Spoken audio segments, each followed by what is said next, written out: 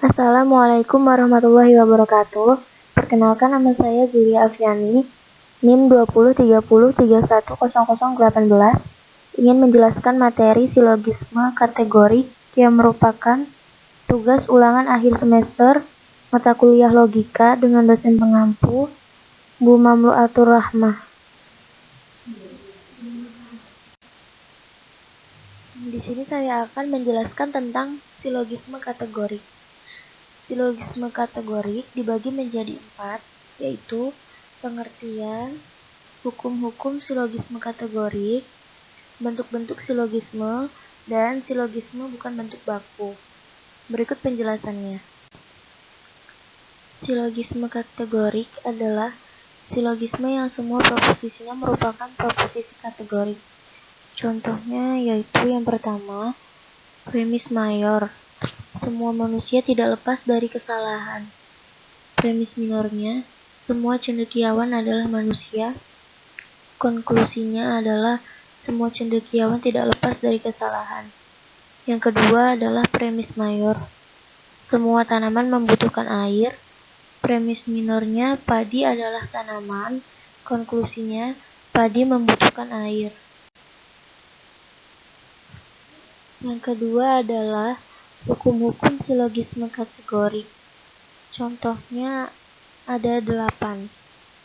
Yang pertama, apabila dalam satu premis partikular, kesimpulan harus partikular juga.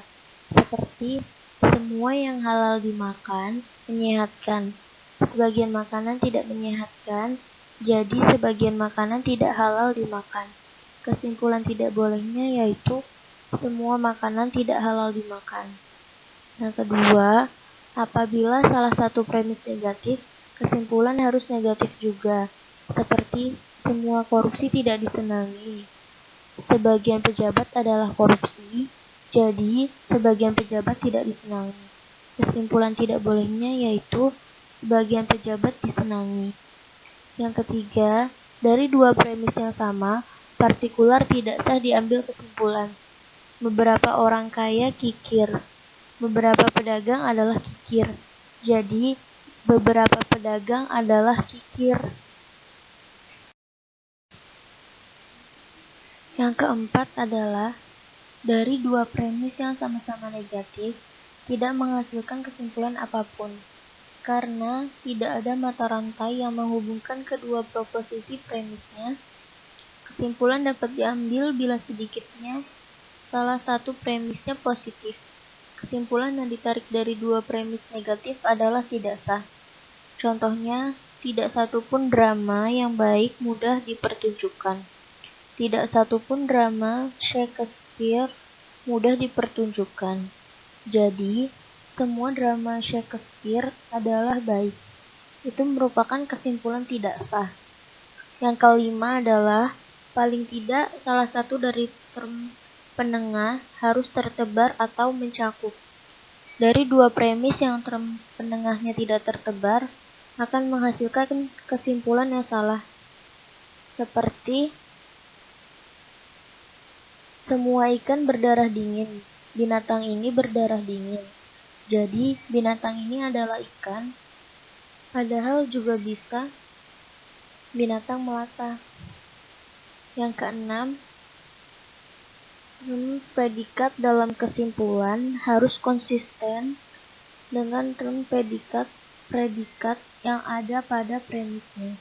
Bila tidak, kesimpulan menjadi salah. Seperti, kerbau adalah binatang, kambing bukan kerbau, jadi kambing bukan binatang.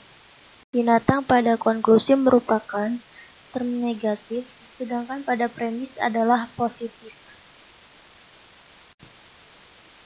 Yang ketujuh adalah term penengah harus bermakna sama, baik dalam premis mayor maupun premis minor.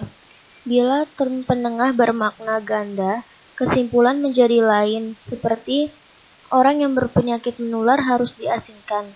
Orang yang berpanu adalah berpenyakit menular, jadi orang yang berparu harus diasingkan. Yang kedelapan, silogisme harus terdiri dari 3 term, yaitu term subjek, term predikat, dan term middle. Apabila terdiri dari sebuah tema, tidak bisa diturunkan konklusi. Begitu pula terdiri dari 2 atau lebih dari 3 term. Yang ketiga adalah bentuk-bentuk silogisme. Ada 4 macam bentuk silogisme, yaitu figur 1.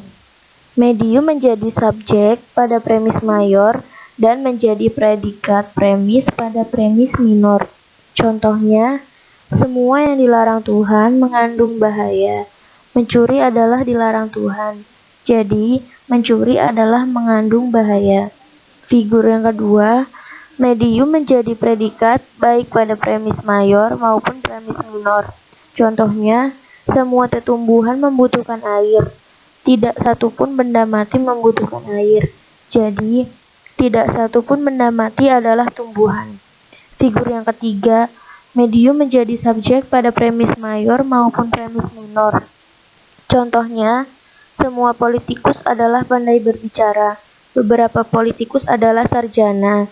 Jadi sebagian sarjana adalah pandai berbicara.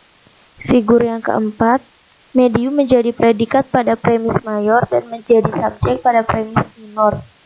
Semua pendidik adalah manusia. Semua manusia akan mati. Jadi sebagian yang akan mati adalah pendidik.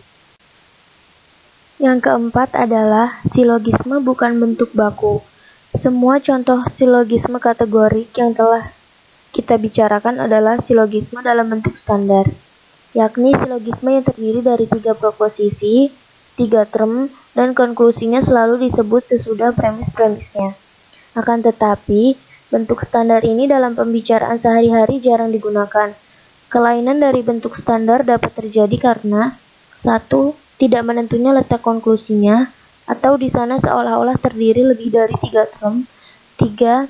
Atau hanya terdapat 2 premis tanpa konklusi, atau hanya terdapat 1 premis dan 1 konklusi. 4. Atau karena proposisinya lebih dari 3. Sekian penjelasan dari saya, kurang lebihnya mohon maaf. Wassalamualaikum warahmatullahi wabarakatuh.